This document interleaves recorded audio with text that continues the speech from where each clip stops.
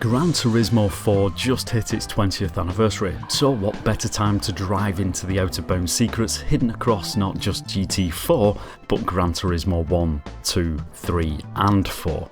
In this video, I'll take you behind the scenes to uncover what lies beyond the tracks, from out of bounds secrets to some hidden details about how these games work. We'll also uncover some awesome Easter eggs you may have missed, so stick around for surprises throughout the video.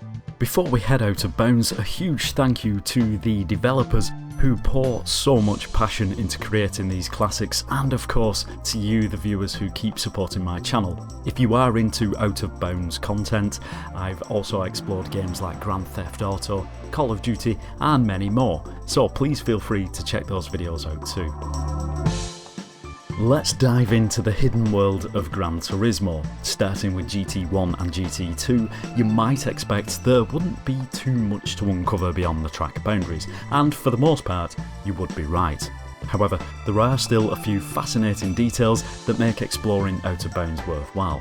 One of the things we can examine is how track loading works. Back in GT1 and GT2, tracks loaded based on vehicle position. So as your car approached a section of the track, that portion loads, usually just out of sight, perhaps around a corner or down a dip, whilst the section you've left behind is unloaded. Pretty standard, and I'm sure most of you had already guessed that. What you may not know, and is really interesting, is that the AI controlled cars behave differently. They're practically always present, even beyond the track draw distance, and it's the camera distance that affects them, which means if we move the camera out of bounds, they can be seen continuing to race through a vast, empty void. In GT3 and GT4, the system improves. Tracks load based on the camera position instead of the car, and the draw distance is significantly increased. However, the same principle remains. The AI cars continue their race in the unseen void. Just in case you were wondering about two-player battles, well, I've got you covered.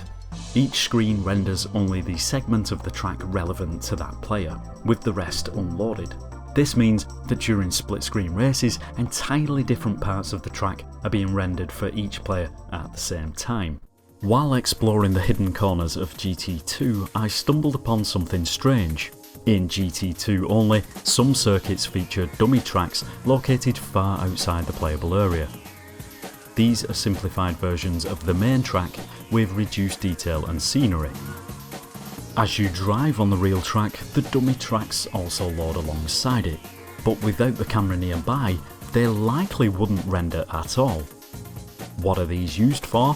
Perhaps collision detection, or some other calculations? While I can't say for sure, when I made this discovery, it certainly got me intrigued. It'd be interesting to find out why these dummy tracks are here. We're going to have more out of bounds finds and Easter eggs coming throughout the video, but there's one Easter egg that is pretty cool on GT1 which I feel I should show.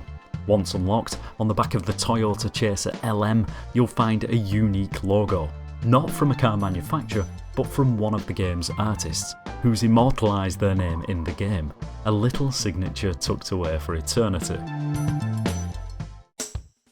As technology advanced, so did the quality of the spectators and scenery.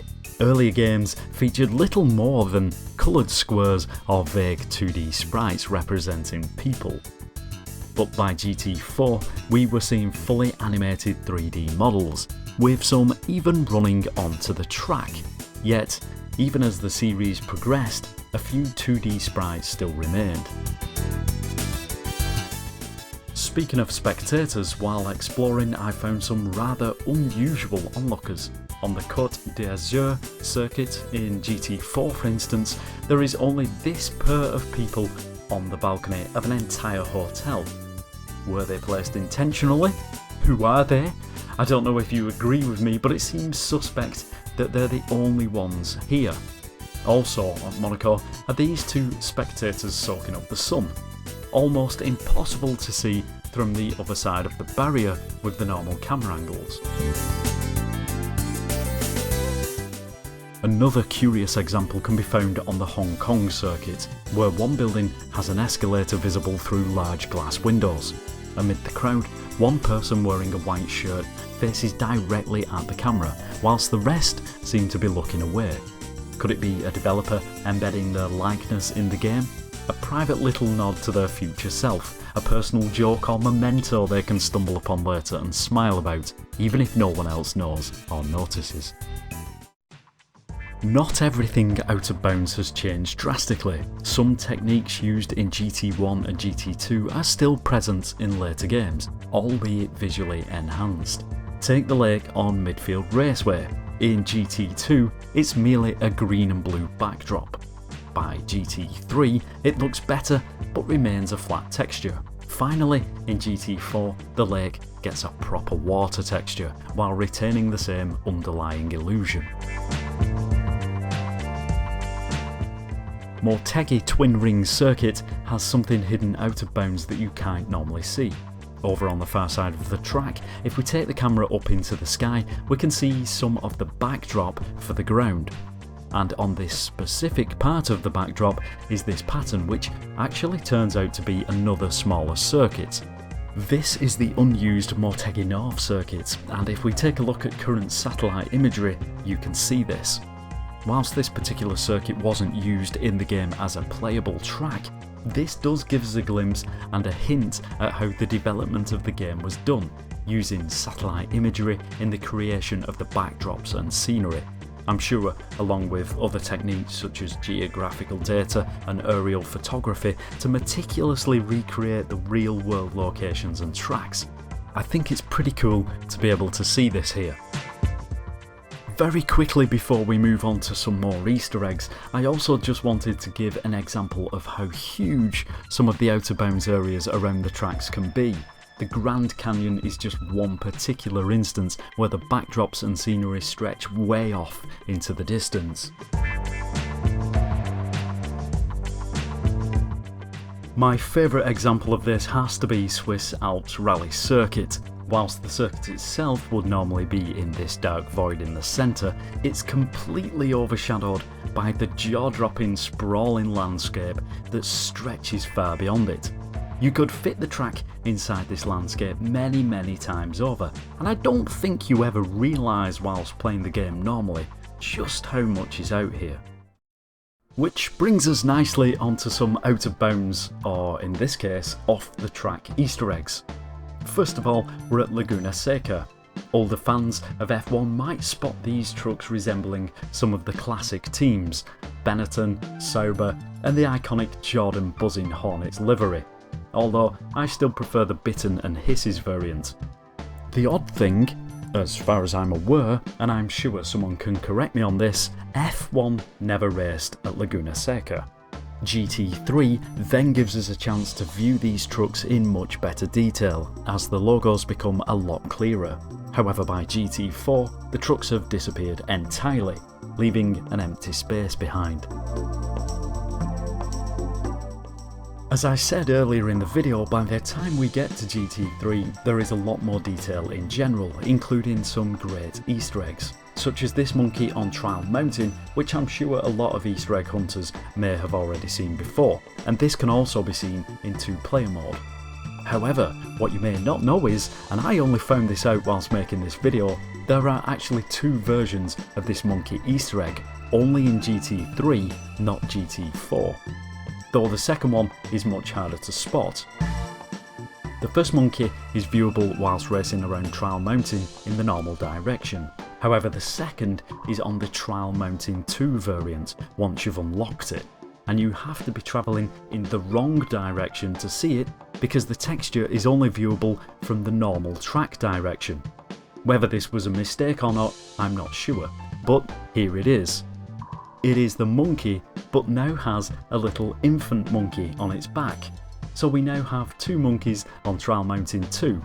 A simply amazing double Easter egg. Back in Hong Kong, another potential Easter egg which is even more difficult to spot because it's so far away from the track is this one.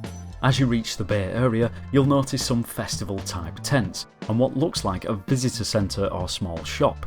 The logo over the door seems to be a teddy bear.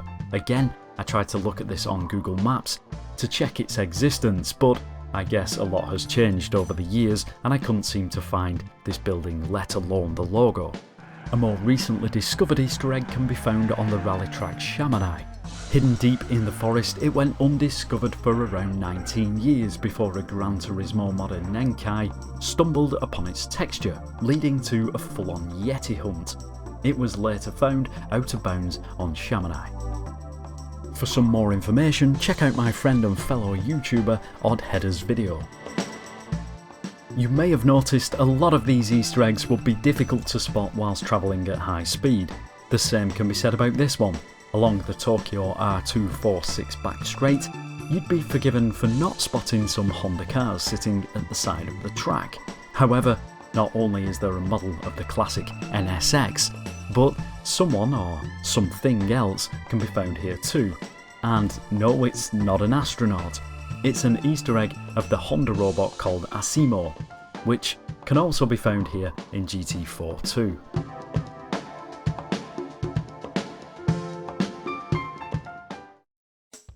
Before we move on to the final Easter egg, some less Easter egg-like but still odd finds include this white flat panel that can be found underneath GT3's Tahiti rally circuit. Its purpose remains a mystery. Maybe it holds some information about the track, though I didn't find this out of bounds while searching any of the other circuits. In GT4, a transparent black bar can be spotted above the village on Midfield Raceway. I double checked this on PS2 hardware just to be sure, and though it's harder to see because of the lower resolution, it is still visible. Was it intended as a banner? Scrapped content? I guess we may never know. Finally, we return to Trial Mountain, where one of the most famous out-of-bounds Easter egg lies. Looking out onto the lake, you may spot these fishermen on a boat, though that's not the only thing to find out here. For those who don't already know, you can find what's believed to be an Easter egg of the Loch Ness Monster. This playful nod from the developers adds a touch of fun and mystery to the scenic track, and what's particularly fascinating is the care which it was tucked away, almost as if it was meant to stay hidden, a reward for only those players who thought to look beyond the boundaries of the track. I've visited Loch Ness myself, and whilst I didn't spot any monster, it's the kind of place that leaves you wondering what might be hidden just out of sight. Gran Turismo is no different. Its world is packed with secrets, from hidden details and developers' signatures to surprises buried far beyond the boundaries of the track. But here's the thing, what if there's more? What if some secrets have yet to be uncovered? After all, the last one took 19 years to find. How much more are we still missing? Let's just say the next surprise may be just around the corner.